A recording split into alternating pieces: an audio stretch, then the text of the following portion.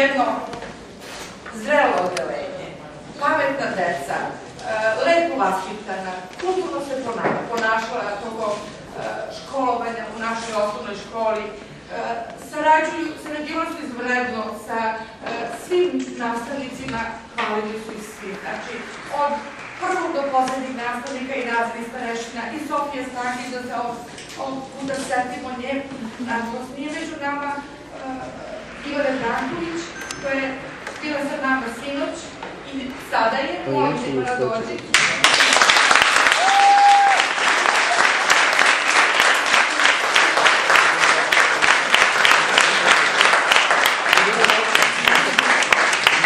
Ali naravno, sve što pohvale, sva ta postignuća koje su postizali, bila su pre svega procenjena i poštovana i vrednovana od učiteljice Tanje Bošković.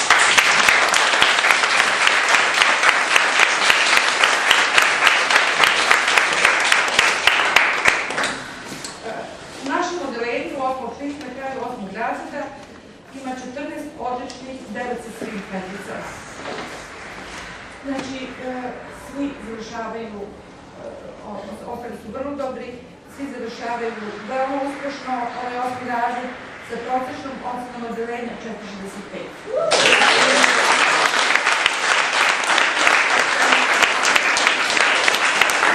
Kao što ste čuli, 2 Vukove diplome.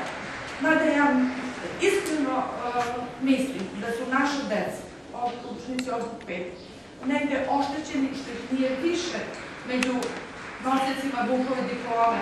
Možda nekad ranije nismo imali razumevanja za ponekog od njih, za neku četvorku, za onu ocenu između 4 i 5, pa smo radije zaključili 4 umesto 5, a nismo ukazali deci poverenje da oni tu peticiju mogu da opravdaju. Tako da je još jedan veći broj dece, mislim, ostao bez Vukove diplome, ali očekujemo od njih da će ono što mi želimo, ono što oni žele da realizuju u srednjoj školi. Znači, da budu uspešni i dalje, još uspešniji nego što su bili ovdje.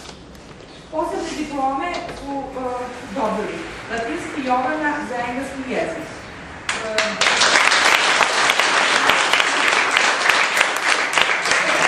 Kovačević za likovnu kulturu. Dragana Nikolovska, rekla sam, za muzičku kulturu.